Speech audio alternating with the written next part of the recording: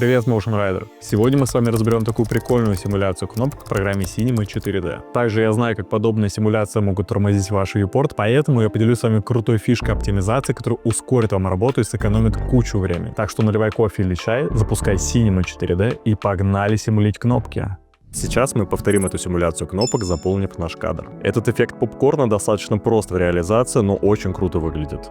Ну что ж, создадим новый проект. Зайдем в Render Settings и настроим наше разрешение. Я поставил Full HD.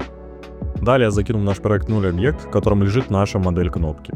Когда я моделирую, я всегда сначала проверяю масштаб объекта. Если он отличается там от единицы, к примеру, там 0,02 вот у меня стоит, то я кладу модель в 0 объект и обнуляю трансформации.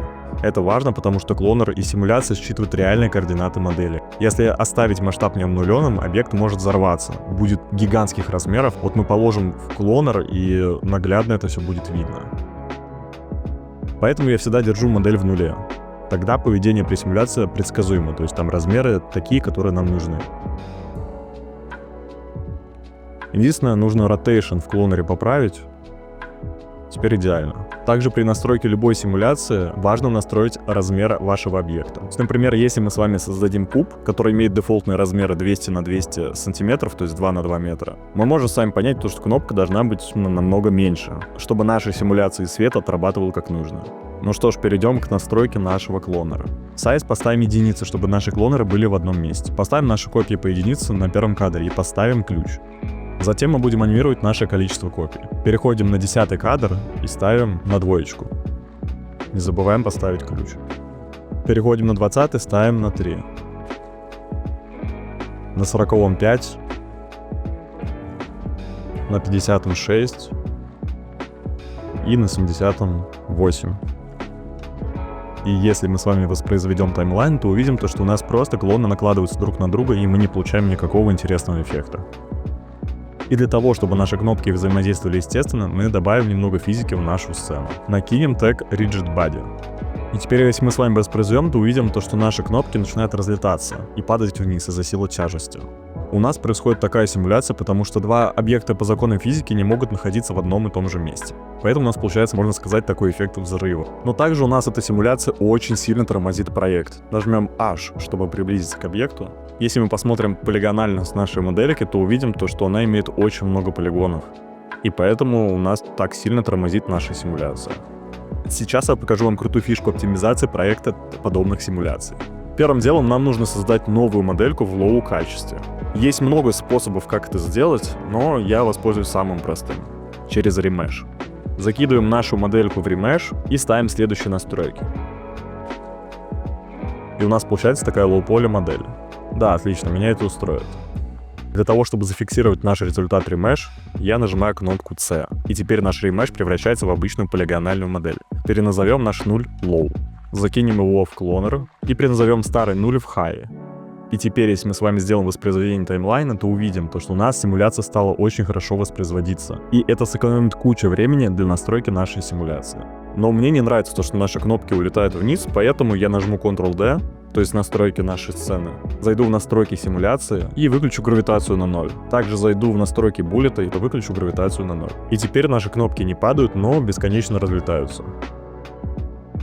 Чтобы это исправить, мы зайдем в настройки нашего Rigid Body, параметр Force, где Follow Position — это параметр, заставляет объект тянуться к своей исходной позиции.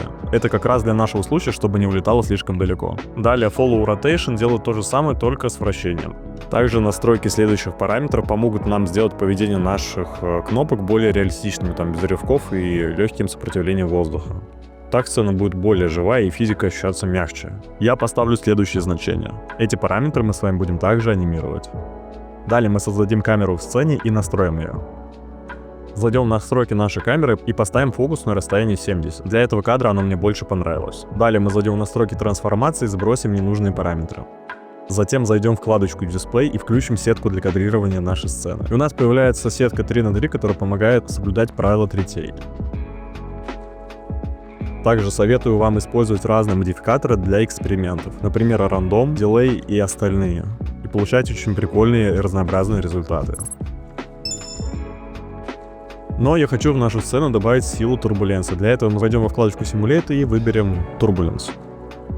и наши кнопки начинают прикольно вращаться от дополнительной силы турбуленции.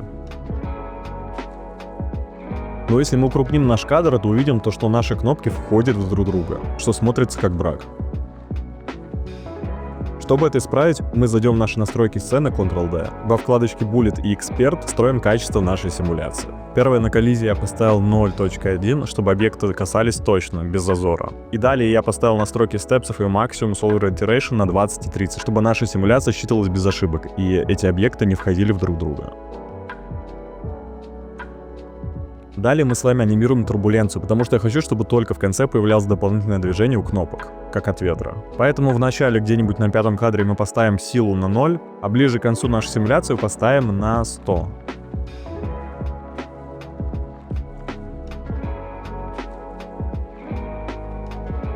Затем мы зафиксируем дополнительно нашу камеру, чтобы избежать случайных изменений. И будем дополнительно анимировать параметры Force, Rigid Body. Я поставлю следующие значения на этих кадрах, чтобы добавить динамики и разнообразия нашей симуляции.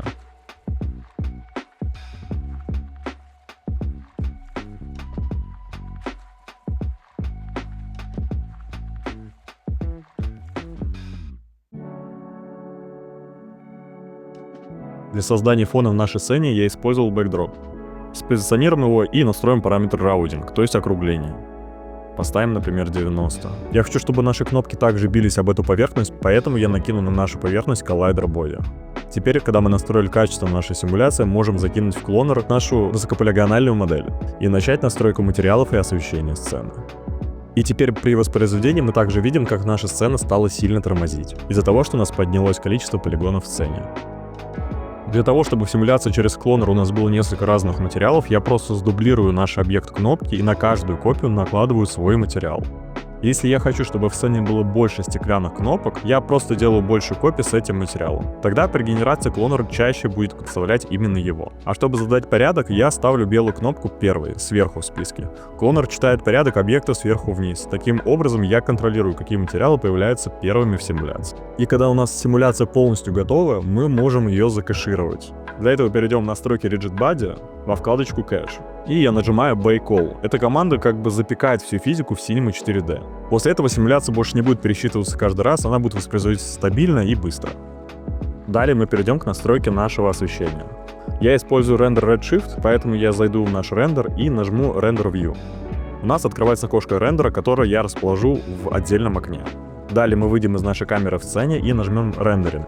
И для того, чтобы оставаться всегда в камере в рендере только, во вкладочке Render просто выберем нужную нам камеру.